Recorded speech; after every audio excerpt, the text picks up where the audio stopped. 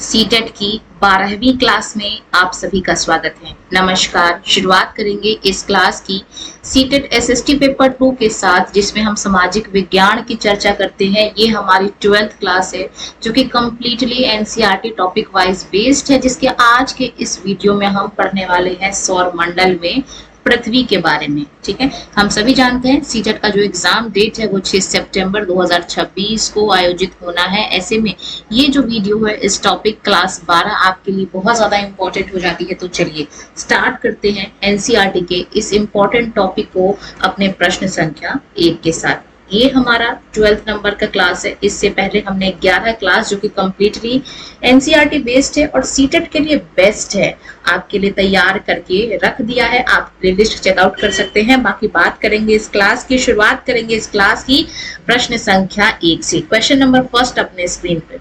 सूर्य, चंद्रमा और वे सभी वस्तुएं जो रात के समय आसमान में चमकती हैं, उनको क्या कहा जाता है? ऑप्शंस देख लेते हैं। तारा, ऑप्शन बी कहता है खगोलीय पिंड, ऑप्शन नंबर सी कहता है आकाश गंगा और ऑप्शन नंबर डी कहता है उल्का पिंड। तो वो सभी चीजें जो रात में आसमान में चमकती हैं उनको हम लोग सेलेस्टियल बॉडीज यानी कि खगोलीय पिंड के नाम से जानते हैं। Option number B will be the correct answer of this question. अगला सवाल देखेंगे, क्वेश्चन नंबर 2 अपने स्क्रीन पे। जिन खगोलीय पिंडों के पास अपनी ऊष्मा और प्रकाश होता है, यानी कि जिनके पास खुद की हीट और खुद का लाइट होता है, उनको क्या कहते हैं? ऑप्शंस देख लीजिए। ऑप्शन नंबर ए कहता है ग्रह, ऑप्शन नंबर बी कहता है उपग्रह, ऑप्शन नंबर सी कहता है तारा और ऑप्शन नंबर डी कहता है क्षुद्र ग्रह। तो जिनके पास खुद की लाइट और खुद का प्रकाश होता है उनको हम लोग जनरली तारा कहते हैं, यानी कि स्टार कहते हैं। और जो हमारा सन है, सूर्य है, वो भी क्या है? एक प्रकार का तारा है। तो ये भी चीज आपको जो है वो ध्यान रखना है। चलेंगे सवाल नंबर 3 पे।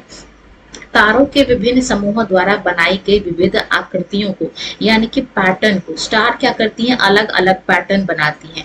इस तरह से जो पैटर्न बन के जो आकृतियां बनती हैं इनको हम लोग क्या कहते हैं?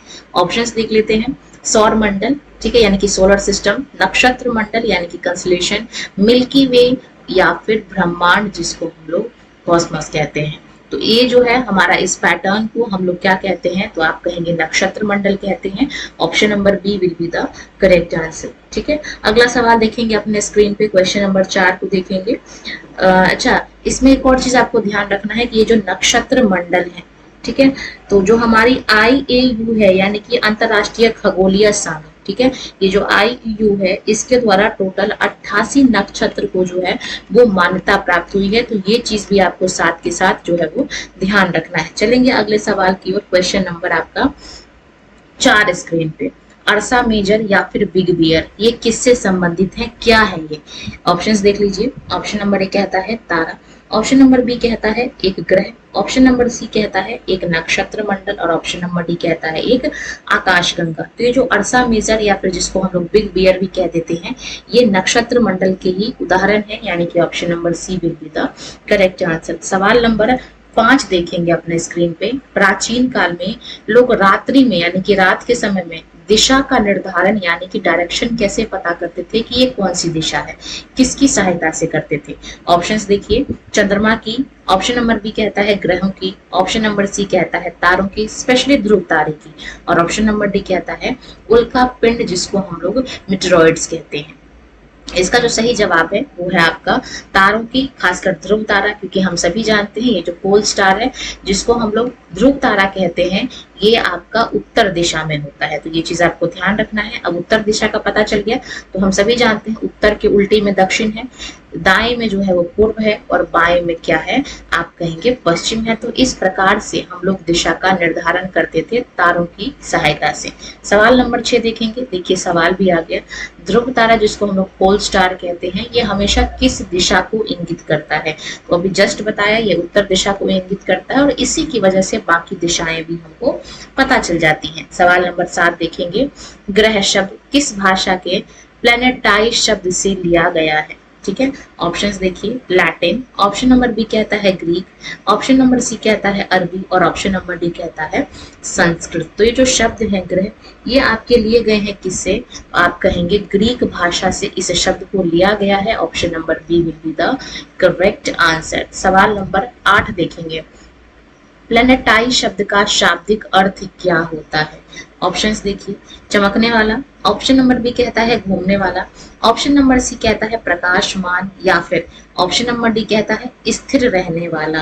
तो ये जो आपका प्लेटनाइज शब्द है इसका मतलब होता है परिभ्रमक यानी कि घूमने वाला। ठीक है, option number B will be the correct answer. 9वें नंबर का सवाल देखेंगे, हमारे सौर मंडल में यानी कि सोलर सिस्टम में कुल कितने ग्रह हैं। ठीक है, तो चलिए ऑप्शंस देख लेते हैं। ऑप्शन नंबर ए कहता है 7, ऑप्शन नंबर बी कहता है 8, ऑप्शन नंबर सी कहता है 9 और ऑप्शन नंबर डी कहता है 10।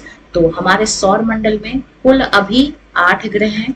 पहले 9 था लेकिन प्लूटो को हटा दिया गया, उसको बौना ग्रह बना दिया गया और अभी फिलहाल में जो है वो 8 टोटल ग्रह हैं। कौन कौन से ग्रह हैं इनका नाम आपको कमेंट सेक्शन में बताने की कोशिश करनी है। इससे क्या होगा, आपको चीजें याद हो जाएंगी, वो भी क्लास में। अगर आप इस वीडियो को अच्छे से कंप्लीटली पॉइंट टू पॉइंट समझते हैं, लिखते हैं जो आपको नहीं याद है, क्लास को अच्छे से बैठ के सुनते हैं, तो यकीन मानिए आपको एनसीईआरटी खासकर सीटेट के लिए उठाने की आवश्यकता तो बिल्कुल भी नहीं है। बाकी बात करेंगे सवाल नंबर 9 की। तो हमारे सौर मंडल में अभी फिलहाल टोटल 8 ग्रह हैं, यानी कि option number B will be the correct answer. अगला सवाल देखिए, सूर्य से बढ़ती दूरी के हिसाब से ग्रहों का सही क्रम कौन सा है। हम सभी जानते हैं बीच में जो है वो सूरज है, सूर्य है, जिसको हम लोग सौर परिवार का मुखिया भी कह देते हैं। बाकी ग्रह इसके इस तरीके से चक्कर लगाते हैं। ठीक है, तो बात करेंगे सूर्य से दूरी के हिसाब से, यानी कि सबसे पास कौन सा है, उसके बाद कौन सा है, तो दूरी के हिसाब से सही क्रम कौन सा है। तो चलिए ऑप्शन देख लेते हैं। ऑप्शन नंबर ए कहता है आपका बुध, ऑप्शन नंबर इसके बाद है शुक्र, उसके बाद है पृथ्वी, उसके बाद है मंगल, उसके बाद है बृहस्पति, उसके बाद है शनि, उसके बाद है यूरेनस और अंत में है नेपच्यून। तो यही सही क्रम है, यानी कि बुध, शुक्र, पृथ्वी, मंगल, ये 4 इनको हम लोग आंतरिक ग्रह कहते हैं। बृहस्पति, शनि, यूरेनस और नेपच्यून ये आपके बाह्य ग्रह हैं। ये गैस से बने होते हैं। ये आपका जो है वो जो छोटे मोटे जो पत्थरों के टुकड़े होते हैं उनसे बने होते हैं। बीच में, इनके बीच में कुछ क्षुद्र ग्रह होते हैं और ये इसका सही क्रम है। चलेंगे अगले सवाल क्वेश्चन नंबर 11 की ओर। पूछा गया है कि सूर्य के सबसे पास वाला ग्रह कौन सा है, सबसे नियर बाय। चलिए ऑप्शन देख लेते हैं। शुक्र, ऑप्शन बी कहता है मंगल, ऑप्शन नंबर सी कहता है बुध और ऑप्शन नंबर डी कहता है पृथ्वी। तो सूरज के जो सबसे नजदीक है उसको हम लोग क्या कहते हैं, बुध कहते हैं, यानी कि मरकरी कहते हैं। तो ये चीज भी आपको ध्यान रखना है। बाकी बात करेंगे सवाल नंबर 12 की। पृथ्वी का जुड़वा यानी कि ट्विन सिस्टर, अर्थ का जो ट्विन सिस्टर है वो किसको कहा जाता है। ऑप्शंस देखिए, मंगल, शुक्र, बुध या फिर यूरेनस। तो पृथ्वी का जो जुड़वा है वो हम शुक्र को कहते हैं, यानी कि वीनस को कहते हैं, क्योंकि ये आकार में पृथ्वी जितना ही है लमसम।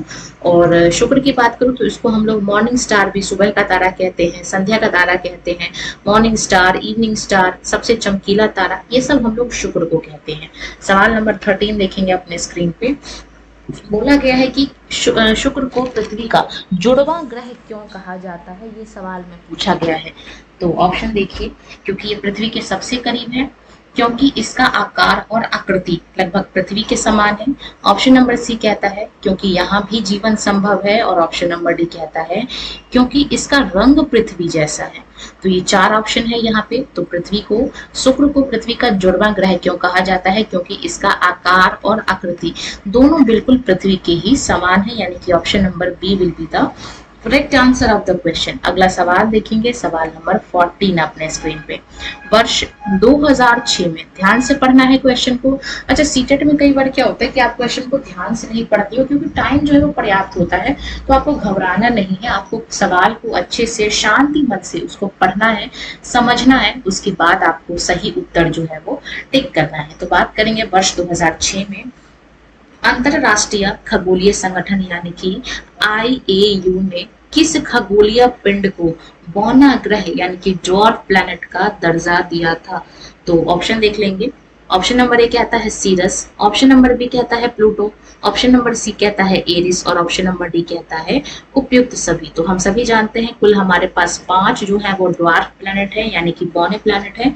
और वो 5 बौने प्लैनेट कौन कौन से हैं, तो आप कहेंगे सीरस, प्लूटो, एरिस, 3 तो ये हो गए, और 2 का आपको और नाम याद रखना है, जिसमें एक है ह्यूमा, और इसको हम लोग इस तरीके से लिखते हैं हिंदी में ह्यूमा, और दूसरा है हमारा माकी माकी। तो ये भी आपको जो है वो ध्यान रखना है माँ के। तो ये भी जो है ह्यूमा मेकमेक, इसको हम लोग इंग्लिश में पढ़ते हैं। बाकी 3 ये रहे और 2 ये रहे, यानी कि कुल हमारे 5 जो है वो बौने ग्रह हैं। तो देखेंगे सवाल नंबर 15 अपने स्क्रीन पे। सूर्य के दूरी के हिसाब से पृथ्वी कौन से नंबर का है? यानी कि हम सभी जानते हैं बीच में सूरज है, उसके बाद कोई एक ग्रह है, उसके बाद दूसरा है, उसके बाद तीसरा, और कुल इसी तरीके से 8 ग्रह जो है वो सूर्य के चक्कर लगाते हैं। तो तीसरे नंबर पे कौन सा है ये हमसे पूछा गया है। अच्छा, पृथ्वी का पूछा गया है कि ये कौन से नंबर पे है। तो देखिए जवाब ही मैंने आपको बता दिया सवाल पूछने के चक्कर में। पृथ्वी हमारे तीसरे नंबर का ग्रह है। चलेंगे सवाल नंबर 16 की ओर। आकार की दृष्टि से पृथ्वी सौर मंडल का सबसे बड़ा ग्रह है किस नंबर का? ठीक है, तो बात करेंगे। तो ऑप्शन नंबर ए कहता है तीसरा, ऑप्शन नंबर बी कहता है चौथा, ऑप्शन नंबर सी कहता है पांचवा और ऑप्शन नंबर डी कहता है छठा। तो यहाँ पे बोला गया है कि सौर मंडल का जो सबसे बड़ा ग्रह है, ठीक है, अगर ये पूछा जाए कि जो सौर मंडल का पृथ्वी के बारे में पूछा दिया जाए तो सबसे बड़ा जो ग्रह है वो आपका पृथ्वी आपका किस नंबर पे आता है? तो आप कहेंगे पृथ्वी हमारा जो है वो 5वें नंबर पे आता है, यानी कि ऑप्शन नंबर सी जो है वो इसका सही उत्तर है। ठीक है, अगला सवाल देखेंगे हम लोग। नेक्स्ट क्वेश्चन अपने स्क्रीन पे है सवाल नंबर 17। पृथ्वी के आकार को क्या कहा जाता है? तो चलिए ऑप्शन देख लेते हैं। ऑप्शन नंबर ए कहता है गोलाकार, ऑप्शन नंबर बी कहता है अंडाकार, ऑप्शन नंबर सी कहता है भू आप और ऑप्शन नंबर डी कहता है चपटा। तो कुछ लोग कहते हैं पृथ्वी गोल है, कुछ लोग कहते हैं पृथ्वी चपटी है, कुछ लोग कहते हैं अंडाकार है, जबकि एक्चुअल जो शेप है वो जियोइड शेप है, जिसको हम लोग भू आप कहते हैं। Option number C will be the right answer of this question. बाकी चलेंगे हम लोग सवाल नंबर 18 की ओर। इसका शाब्दिक अर्थ पूछ लिया गया है भू आप का। इसका मतलब क्या है? गोल आकार, पृथ्वी के समान आकार, ब्रह्मांड के समान या फिर चंद्रमा के समान। तो पृथ्वी के समान आकार का जो चीजें होती हैं उसको हम लोग भूआब कहते हैं। और ये होती कैसी हैं? तो ये आसपास से जो है वो गोल होती है और ध्रुवों पे जो है ये थोड़ी सी चपटी हो जाती है। तो इसको हम लोग जियोइड शेप कहते हैं, भूआब शेप कहते हैं। बाकी चलेंगे सवाल नंबर 19 की ओर। जब हम लोग अंतरिक्ष से यानी कि स्पेस से पृथ्वी को देखेंगे तो रंग कैसा दिखेगा पृथ्वी का, इसके बाद पूछी गई है। ऑप्शंस देख लेते हैं। ऑप्शन नंबर ए कहता है लाल, ऑप्शन नंबर बी कहता है हरा, ऑप्शन नंबर सी कहता है नीला या फिर ऑप्शन नंबर डी कहता है पीला। तो जब हम लोग स्पेस से अंतरिक्ष से पृथ्वी को देखेंगे, क्योंकि हमारा जो पृथ्वी है इसके 4 हिस्से कर दें तो 3 हिस्से में केवल और केवल क्या है? पानी है, जिस वजह से ये इसका कलर कैसा दिखता है? आप कहेंगे ब्लू कलर का होता है पानी, नीला कलर का होता है, और इसीलिए जब हम लोग अंतरिक्ष से पृथ्वी को देखते हैं तो ये हमको नीली दिखाई देती है। अच्छा, एक सवाल आप लोगों के लिए है, आपको बताना है कि वो पहले पर्सन कौन है जो कि सबसे पहले अंतरिक्ष में गए थे और किस देश से हैं, ये भी आपने कॉमेंट करना है। बाकी चलेंगे सवाल नंबर 20 की ओर। पृथ्वी को नीला ग्रह क्यों कहा जाता है? तो चलिए ऑप्शंस देख लेते हैं। यहाँ के वायुमंडल के कारण, अभी जस्ट मैंने आपको बताया कि इसके 2/3 लेवल पे क्या है? पानी है, इस वजह से इसको हम लोग नीला ग्रह कहते हैं। सवाल नंबर 21 देखेंगे। प्रकाश की गति यानी कि यहाँ पे पूछा गया है स्पीड ऑफ लाइट कितनी है? ऑप्शंस देख लीजिए। 3 लाख किलोमीटर पर सेकेंड, 30,000 किलोमीटर पर सेकेंड, 3 लाख मीटर पर सेकेंड या फिर 30 लाख किलोमीटर पर सेकेंड। पूछा गया है कि स्पीड ऑफ लाइट क्या है? तो इसका जो आपका राइट आंसर होने वाला है वो होने वाला है आपका ऑप्शन नंबर ए, यानी कि 3 लाख किलोमीटर पर second is the correct answer. सवाल नंबर 22 देखेंगे। सूर्य का प्रकाश पृथ्वी तक पहुंचने में कितना समय लेता है? तो जब सनलाइट हमारे पृथ्वी तक पहुंचती है तो चलिए ऑप्शंस देख लेते हैं। 4 मिनट, 8 मिनट, 12 मिनट या फिर 16 मिनट। तो ये लगभग आपका 500 सेकेंड का समय लेती है।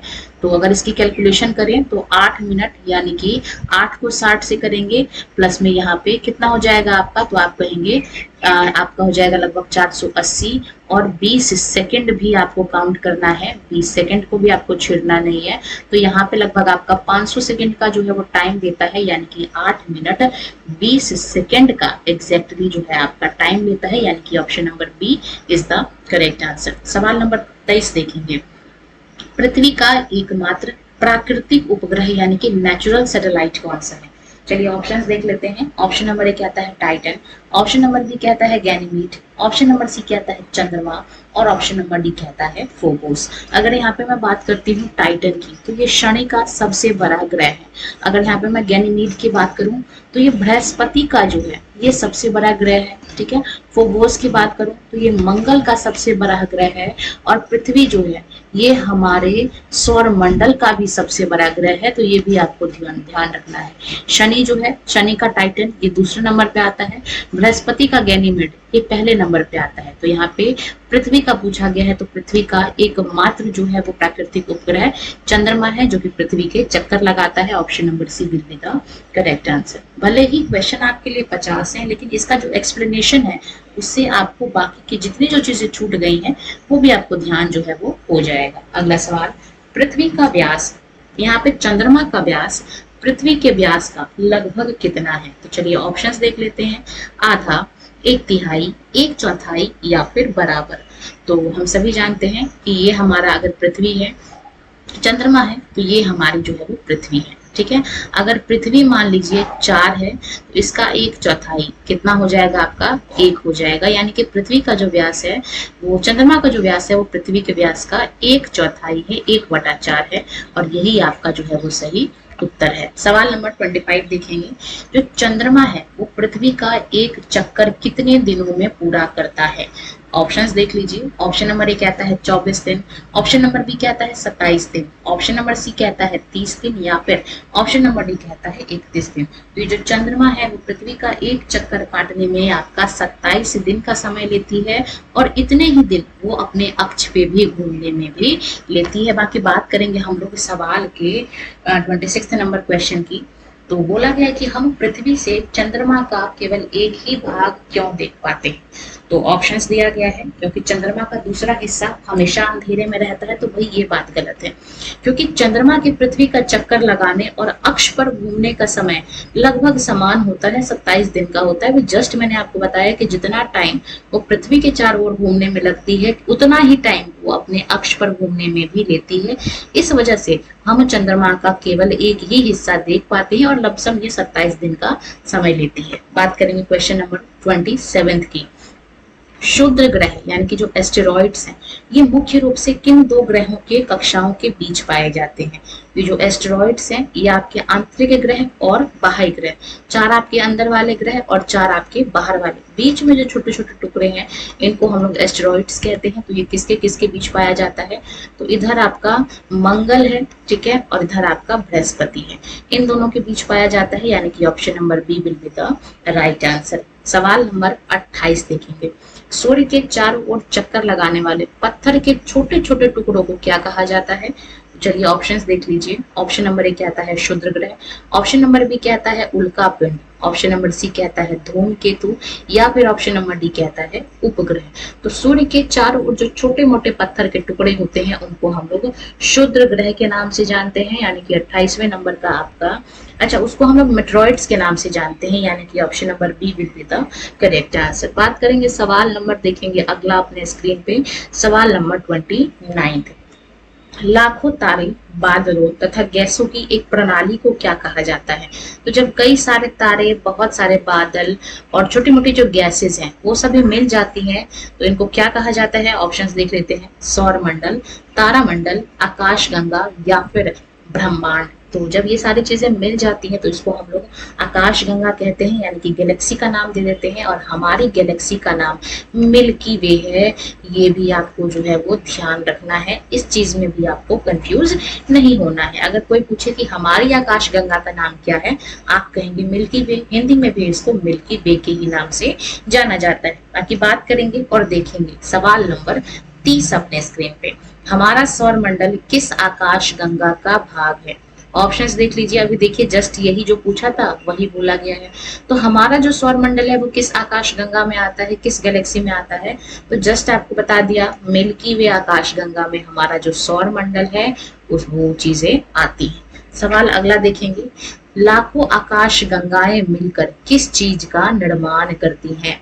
एक बड़े सौर मंडल का, ब्रह्मांड का, मिल्की वे का या फिर नक्षत्र मंडल का? तो जब बहुत सारी आकाश गंगाएं मिल जाती हैं तो वो ब्रह्मांड का निर्माण करती हैं, ठीक है, option number B will be the correct answer. अगला सवाल क्वेश्चन नंबर 32 अपने स्क्रीन पे, चंद्रमा पर कदम रखने वाले पहले व्यक्ति कौन थे? चंद्रमा पर कदम रखने वाले यहाँ पे पूछा गया है, तो हमसे पूछा गया है, तो चलिए ऑप्शंस देख लेते हैं। Yuri Gagarin, option number B कहता है Neil Armstrong, option number C कहता है बज एल्ड्रिन, और ऑप्शन नंबर डी कहता है आपका राकेश शर्मा। तो आपको ध्यान रखना है यहाँ पे कि अंतरिक्ष में जाने वाले जो प्रथम मानव थे, ठीक है, यही सवाल मैंने आपको पूछा था, फर्स्ट पर्सन जो कि कहाँ गए थे, अंतरिक्ष में गए थे, वो यूरी गागरन थे, ठीक है। और अगर आपसे पूछा जाए यहाँ पे राकेश शर्मा के बारे में, तो ये जो राकेश शर्मा है फिलहाल यहाँ पे क्वेश्चन में पूछा गया है, तो अगर ये पूछा जाए कि अंतरिक्ष में जाने वाले पहले भारतीय, फर्स्ट भारतीय जो कि कहाँ गए थे, अंतरिक्ष में गए थे, तो आपको इनका नाम ध्यान रखना है राकेश शर्मा का। बाकी बात करेंगे अगर हम लोग यहाँ पे नील आर्मस्ट्रॉन्ग की, तो ये चंद्रमा पर कदम रखने वाले जो थे वो पहले व्यक्ति थे, ठीक है। तो सारी चीजें आपको जो है वो ध्यान रखना है, और ये अमेरिका से बिलोंग करते थे, ये भी आपको ध्यान रखना है। बाकी देखेंगे अगला सवाल अपने स्क्रीन पे, नील आर्मस्ट्रॉन्ग ने चंद्रमा पर अपना पहला कदम कब रखा? ऑप्शंस देखिए, ऑप्शन नंबर ए कहता है 20 जुलाई, ऑप्शन नंबर बी कहता है 20 अगस्त, ऑप्शन नंबर सी कहता है 21 जुलाई, और ऑप्शन नंबर डी कहता है 15 अगस्त। तो इसका जो सही उत्तर होने वाला है आपका, वो आपका होने वाला है 20 जुलाई 1969 को। Option number A will be the correct answer of this question. बाकी बात करेंगे हम लोग अगला सवाल अपने स्क्रीन पे, सवाल नंबर 34 की, मानव निर्मित उपग्रह यानी कि आर्टिफिशियल सैटेलाइट का अंतरिक्ष में उपयोग मुख्य रूप से किस लिए किया जाता है? ऑप्शंस देख लीजिए, खगोलीय पिंडों को नष्ट करने के लिए, ब्रह्मांड के बारे में जानकारी प्राप्त करने और पृथ्वी पर संचार माध्यम के लिए, ऑप्शन नंबर सी कहता है नए ग्रहों के निर्माण के लिए, और ऑप्शन नंबर डी कहता है एलियन से संपर्क करने के लिए।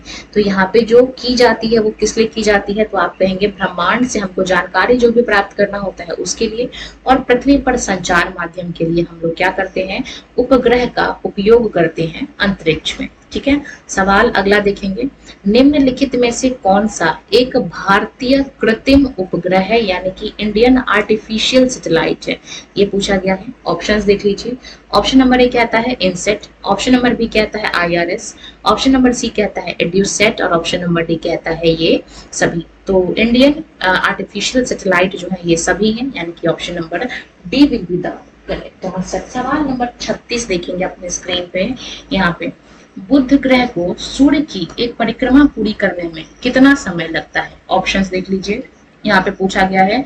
ऑप्शन नंबर ए कहता है 88 दिन, ऑप्शन नंबर बी कहता है 365 दिन, ऑप्शन नंबर सी कहता है 687 दिन, और ऑप्शन नंबर डी कहता है यहाँ पे 687 दिन। तो कौन सा ग्रह सूर्य की परिक्रमा करने में कितना समय लेता है, इस तरह के क्वेश्चंस भी आपके एनसीईआरटी और सीटेट में जो है वो बनते हैं, ठीक है।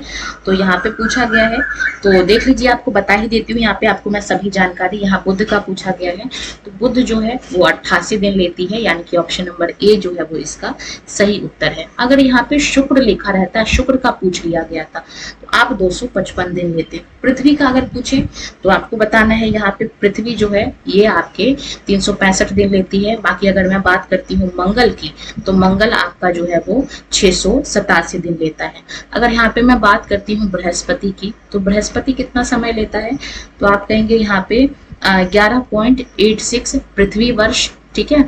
और अगर यहाँ पे आपसे पूछ लिया जाए शनि का, तो शनि का भी आपको ध्यान रखना है, ये आपका लगभग 84 साल जो लेती है, 84 ईयर जो है आपका। अच्छा, शनि का पूछा गया है, तो ये आपका 29 साल लगभग जो है, और 29 साल के आसपास मान लीजिए, और बृहस्पति आपका जो है वो लगभग 11 साल के आसपास मान लीजिए। अगर यहाँ पे पूछा जाए यूरेनस का, ठीक है, अगर आपसे पूछ लिया जाए यूरेनस का, तो ये लगभग 84 साल लेती है। और अगर आपसे पूछ लिया जाए नेपच्यून का, तो ये जो आपका नेपच्यून है ये आपका 164 साल का समय लेती है, ईयर का समय लेती है। तो यहाँ पे ये चीज आपको ध्यान रखना है और इस क्वेश्चन को याद कर लेना है। तो चलेंगे अगले सवाल की ओर, क्वेश्चन नंबर 37 अपने स्क्रीन पे, किन ग्रहों के चारों ओर छल्ले पाए जाते हैं? ऑप्शंस देख लीजिए, Brihaspati, Shani, Uranus. Option number B कहता है मंगल, बृहस्पति और शनि। ऑप्शन नंबर सी कहता है पृथ्वी, शुक्र और मंगल। और ऑप्शन नंबर डी कहता है शनि, यूरेनस और नेपच्यून। तो ये जो जो हमारे वाले रिंग वाले जो ग्रह हैं, यानी कि जो छल्ले वाले ग्रह हैं, ये हम लोग बृहस्पति, शनि और यूरेनस को कहते हैं। Option number A will be the correct answer. और जो सबसे ज्यादा छल्ले हैं वो आपका शनि ग्रह पे पाया जाता है, तो ये भी आपको ध्यान रखना है। बाकी बात करेंगे हम लोग सवाल नंबर 38 को। पूर्ण चंद्रमा वाली रात को क्या कहा जाता है? कंप्लीट मून, जिसमें फुल मून हम लोग देख पाते हैं, इस रात को हम लोग क्या कहेंगे? तो इस रात को हम लोग कह देते हैं आम भाषा में पूर्णिमा। ठीक है, और पूर्णिमा के ठीक 15 दिन बाद जो है उसको हम लोग अमावस्या कहते हैं। सवाल नंबर 39 देखते हैं। नए चंद्रमा की रात, जब चंद्रमा बिल्कुल दिखाई नहीं देता, उस रात को क्या कहते हैं? ऑप्शंस देखिए, ऑप्शन नंबर ए कहता है पूर्णिमा, ऑप्शन नंबर बी कहता है अमावस्या, ऑप्शन नंबर सी कहता है ग्रहण और ऑप्शन नंबर डी कहता है मकर संक्रांति। तो पूर्णिमा के ठीक 15 दिन बाद अमावस्या, जिस दिन चांद जो है वो बिल्कुल भी दिखाई नहीं देती है। अगला सवाल, सवाल नंबर 40। सप्तऋषि मंडल किसका हिस्सा है? ऑप्शंस देख लीजिए, एंड्रोमेडा, ऑप्शन नंबर बी कहता है ओरियन, ऑप्शन नंबर सी कहता है अर्सा मेजर और ऑप्शन नंबर डी कहता है स्कॉर्पियस। तो ये जो है हमारा, ये एक तरह का नक्षत्र मंडल है, जिसको हम लोग 7 ऋषियों का समूह भी कह देते हैं। सप्तऋषि एक प्रकार का नक्षत्र मंडल है और ये जो है ये अर्सा मेजर का हिस्सा है। ठीक है, सवाल नंबर 41 देखेंगे। भूगोल को मुख्य रूप से सामाजिक विज्ञान के रूप में क्यों देखा जाता है? तो ऑप्शंस देख लेते हैं। क्योंकि यह केवल पृथ्वी की भौतिक बनावट का अध्ययन करता है, गलत बात है। क्योंकि यह मानव समाज और उसके भौतिक पर्यावरण के बीच के अंतर संबंधों का अध्ययन करता है। भाई यही ठीक बात है और यही जो है वो इसका सही उत्तर है। बाकी बात करेंगे आगे के ऑप्शन की, तो राजनीतिक नक्शों का निर्माण नहीं करता है और खगोलीय पिंड की गति का विश्लेषण करता है, लेकिन इसको हम लोग इसीलिए सामाजिक विज्ञान में नहीं रखते हैं। सवाल नंबर 42 देखेंगे। ये जो सवाल है ये पेडागोजी बेस्ड है। एक विज्ञान के रूप में भूगोल की सबसे प्रमुख विशेषता क्या है? तो साइंस हमारा किस पे बेस्ड है? तो आपका जो है वो जो भी कार्यकरण संबंध होते हैं, तार्किक वैज्ञानिक संबंध होते हैं उस चीज में, तो भूगोल को एज अ साइंस क्यों देखा जाता है ये पूछा गया है। क्योंकि ये कल्पना और मिथकों पर इसकी डिपेंडेंसी है, गलत बात है। केवल ऐतिहासिक घटनाओं का वर्णन करता है, बिल्कुल नहीं। कार्य कारण संबंधों पे बेस्ड है और तार्किक वैज्ञानिक विश्लेषण भी देता है। तो भाई यही जो है ये इसका सही उत्तर है, यानी कि सवाल नंबर 42 का सही उत्तर आपका सी है। ठीक है, अगला सवाल, सवाल नंबर 43 देखेंगे अपने स्क्रीन पे। निम्नलिखित में से भूगोल की कौन सी शाखा सीधे तौर पर प्राकृतिक विज्ञान यानी कि नेचुरल साइंस से जोड़ती है? ऑप्शंस देख लीजिए, जनसंख्या भूगोल, आर्थिक भूगोल, भू आकृति विज्ञान या फिर राजनैतिक भूगोल। तो भूगोल की वो शाखा जो इसको सीधे तौर पर प्राकृतिक विज्ञान से जोड़ती है, इसको हम लोग क्या कह देते हैं आम भाषा में? जियोमॉर्फोलॉजी यानी कि भू आकृति विज्ञान कह देते हैं। सवाल नंबर 44 देखेंगे। भूगोल के अध्ययन में स्थानिक दृष्टिकोण यानी कि स्पेटियल अप्रोच को क्या कहा जाता है? ऑप्शंस देख लीजिए, अंतरिक्ष की यात्रा के बारे में पढ़ना, तो भाई ये केवल इस पे बेस्ड नहीं है। पृथ्वी की सतह पर प्राकृतिक और मानवीय घटनाओं के वितरण और प्रतिरूप का अध्ययन करना। बाकी बात करेंगे ऑप्शन नंबर सी के, तो किसी एक विशेष शहर के इतिहास का गहराई से अध्ययन को हम लोग भूगोल नहीं कहते हैं और आंतरिक पदार्थों का रासायनिक विश्लेषण को भी हम लोग भूगोल नहीं कहते हैं। स्पेटियल अप्रोच का मतलब यह है कि पृथ्वी की सतह पर जो प्राकृतिक और मानवीय घटनाओं हैं उनके वितरण और प्रतिरूप का जब हम लोग अध्ययन करते हैं तो इस चीज को हम लोग क्या कहते हैं? स्थानिक दृष्टिकोण कहते हैं। सवाल नंबर 45 देखेंगे। राष्ट्रीय पाठ्य चर्चा की रूपरेखा यानी कि नेशनल करिकुलम फ्रेमवर्क 2005 के हिसाब से उच्च प्राथमिक स्तर पर भूगोल पढ़ाने का मुख्य उद्देश्य क्या होना चाहिए? छात्रों को देश के राजधानी और देशों का नाम याद करके रटना, तो भाई रटने की प्रवृत्ति तो मना की गई है, यानी कि ये गलत है। प्राकृतिक संसाधन, पर्यावरण और उनके संरक्षण के प्रति आलोचनात्मक समझ विकसित करना, तो ये हो सकता है। छात्रों को केवल दिशाओं का ज्ञान देना, तो भाई ये बात गलत है। और मानचित्र बनाने की जटिल तकनीक विधियां सिखाना, ये चीज भी गलत है। तो ऑप्शन नंबर बी इसका सही उत्तर है सवाल नंबर 45 का। बाकी बात करेंगे हम लोग क्वेश्चन नंबर 46 की, जिसमें हम बात करेंगे मानव भूगोल यानी कि ह्यूमन ज्योग्राफी। कौन सा विषय ह्यूमन ज्योग्राफी का अंग नहीं है बल्कि भौतिक भूगोल का हिस्सा है? ऑप्शंस देख लीजिए, कृषि भूगोल, जलवायु विज्ञान, अधिवास भूगोल या फिर सांस्कृतिक भूगोल। तो मानव भूगोल का अंग नहीं बल्कि भौतिक भूगोल का हिस्सा है, और वो कौन सा है? तो आप कहेंगे जलवायु विज्ञान यानी कि क्लाइमेटोलॉजी। ऑप्शन नंबर बी इसका सही उत्तर है। सवाल नंबर 47 देखेंगे, भूगोल में द्वैतवाद यानी कि ड्यूलिज्म की अवधारणा का क्या मतलब है? तो विषय का दो अलग अलग शाखाओं जैसे कि भौतिक भूगोल बनाम मानव भूगोल के बारे में अध्ययन करना, दो अलग अलग ग्रहों की जलवायु की तुलना करना, दो देशों के बीच की भौगोलिक सीमाओं का विवाद या फिर मानचित्र पर दो अक्षांशों के बीच की दूरी। तो जो ड्यूलिज्म है इसको हम लोग क्या कहते हैं? भूगोल की दो अलग अलग शाखाओं के बारे में स्टडी करने को हम लोग द्वैतवाद कहते हैं। सवाल नंबर 48 देखेंगे, पर्यावरण निश्चयवाद यानी कि एनवायरमेंटल डिटर्मिनिज्म की भौगोलिक अवधारणा क्या मानती है? मानव अपनी तकनीक से पर्यावरण को पूरी तरह नियंत्रित कर सकता है। भौतिक पर्यावरण ही मानव की गतिविधियों, संस्कृति और जीवन शैली को तय और पर नियंत्रण करती है। पर्यावरण और मानव के बीच कोई सीधा संबंध नहीं है। और ऑप्शन नंबर डी कहता है मानव प्रकृति का स्वामी है। तो भाई ये बात गलत है, ये बात भी गलत है। पर्यावरण निश्चयवाद का क्या मतलब है कि भौतिक पर्यावरण ही क्या करती है? मानव की गतिविधि, उसकी संस्कृति और जीवन शैली को तय और कंट्रोल करती है। बात करेंगे सवाल नंबर 49 की। तो भूगोल को एक विज्ञान और सामाजिक विज्ञान दोनों के रूप में स्पष्ट करने के लिए एक शिक्षक को किस टीचिंग मेथड का सबसे ज्यादा प्रयोग करना चाहिए? ऑप्शंस देख लीजिए, केवल किताब पढ़ाना चाहिए, जोर से पढ़ना, रीडिंग, गलत है। रोट लर्निंग यानी कि रटंत विद्या, चीजों को रटना, ये भी गलत है। क्षेत्र में घुमाना, प्रत्यक्ष लोगों चीजों को दिखाना, मानचित्रण करना, ये ऑप्शन जो है वो बिल्कुल ठीक है। बाकी केवल चित्र बनाने से भी कुछ नहीं होगा, यानी कि ऑप्शन नंबर सी इसका सही उत्तर है। और आज के अंतिम सवाल को देखेंगे, आधुनिक भूगोल का संस्थापक किन्हें माना जाता है? Very important question. Modern geography का फाउंडर किसको कहा जाता है, जिन्होंने इसे एक क्रमबद्ध वैज्ञानिक आधार प्रदान किया? तो ऑप्शंस देख लेते हैं। ऑप्शन नंबर ए कहता है टॉलमी, ऑप्शन नंबर बी कहता है Alexander von Humboldt, option number C कहता है हेरोडोटस और ऑप्शन नंबर डी कहता है इबन बतूता।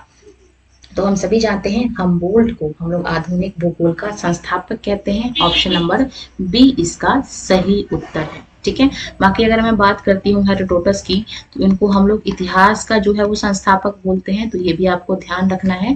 और बात करेंगे इबन बतूता की, तो ये मोरक्को से आए थे। तो ये सभी चीजें हैं। 50 क्वेश्चन आपका सौरमंडल से, पृथ्वी से रिलेट करता है।